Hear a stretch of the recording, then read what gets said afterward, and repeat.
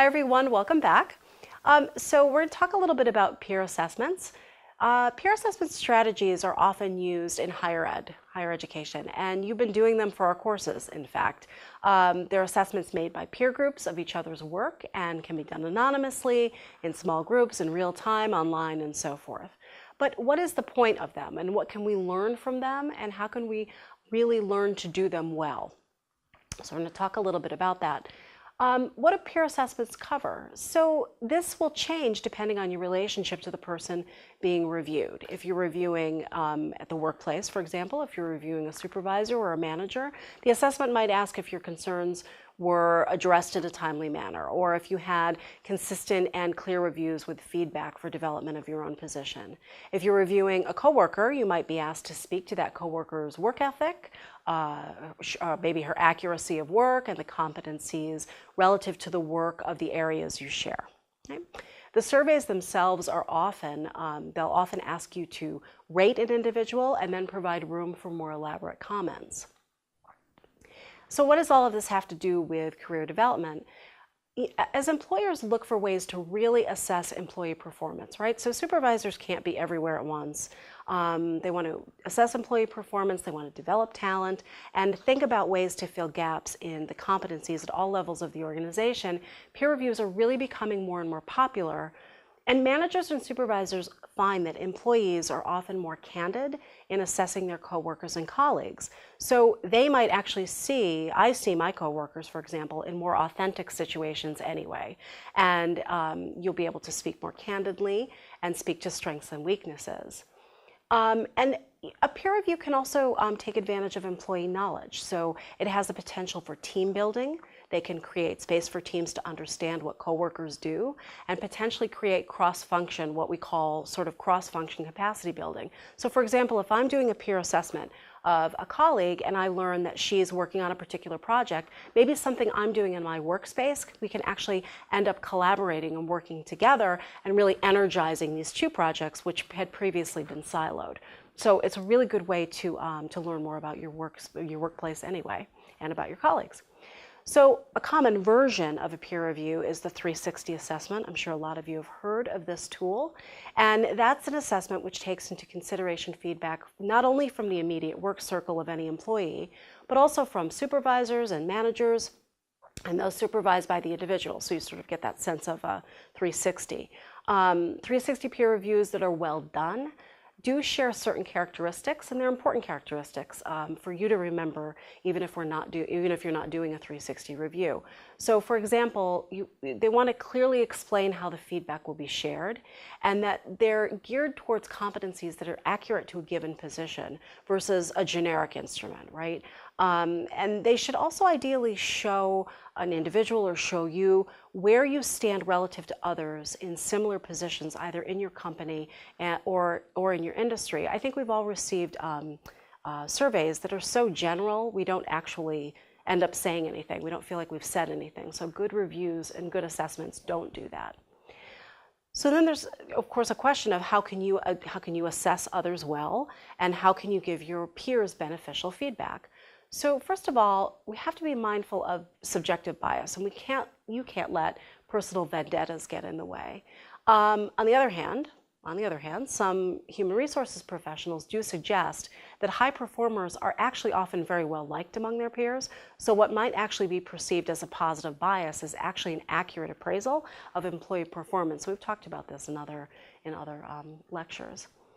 Secondly, and this too will sound fairly familiar to you by now, both those being reviewed and those doing the reviews have to know the standards and the benchmark performances and the desired skills against which they are evaluating their peers. So you can't do this in a vacuum about your organization. The evaluation, in other words, has to have grounded context in the organizational culture, the desired skills, and etc.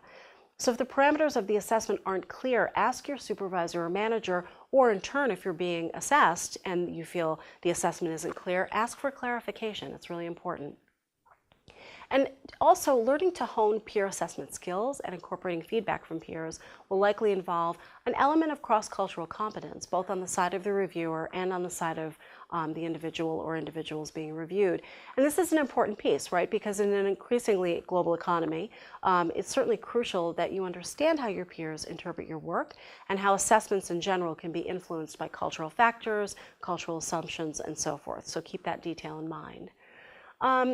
Most peer assessments are developed by a survey company, sometimes in-house human resources office, but you'll likely have an opportunity also to write open-ended comments, and those open-ended comments are really, really important. Please, however, make sure the comments are specific, so they're of no use to the person being reviewed otherwise. For example, "She is a poor communicator" is far less specific than "She does not return emails in a timely manner, and as a result, projects can fall behind schedule." That is very clear and very helpful. 2, the comment should focus on job parameters, so they should be limited to the scope of competencies expected for that position. So we're not going to comment on something that falls outside the scope of a given job or a given position. They also shouldn't be personalized, either positively or negatively. Constructive feedback is certainly expected, but avoid use of overly harsh or inappropriate language that speaks more to personal bias than an individual's talents and competence for their position, or where they could perhaps stand a little bit of improvement. And then you could focus on identifying gaps as well as strengths, right? It's helpful to receive both positive and more developmental peer assessments. We want our colleagues to keep doing the good things too, and we want to comment where we think they might be able to improve. So a sample peer assessment tool might ask you, for example, to score a colleague on communication skills, including rating how respectful she is, how clearly she communicates, the timeliness of her communication. If you scored that individual either high or low, and you have the opportunity, again, you might wish to write specific examples to back your scores so the individual can really learn and you're taking a more developmental approach.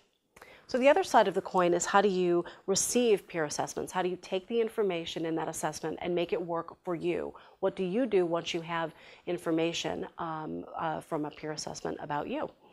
And as we discussed in Course 3, creating your own unique brand is key to setting yourself apart from the competition. It's crucial to strategic career development and career management. So the information learned from peer assessments can be a key part of that branding process. For example, what might you learn from assessing a colleague in a similar position to the one you currently hold? Might it be useful to ask a supervisor for clarification on feedback received? You can also ask for specific examples or even ask for another informal review within a shorter time frame to assess how you are doing. If you're reviewed on a yearly basis, which is pretty common in most organizations, including my own, you could ask for one in 6 months, sort of an informal one halfway between.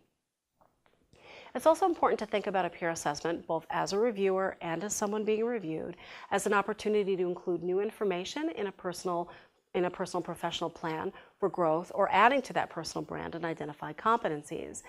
As with any instrument of measure, the relative accuracy and the pros and cons of using, for example, a 360 assessment or any peer assessment, it's widely debated, right? But you should know though, that no matter what type they are, that they're a specific type of peer assessment, and you might run into them someday. It's a very common tool these days. So we've learned that peer assessments are not just the stuff of higher education anymore.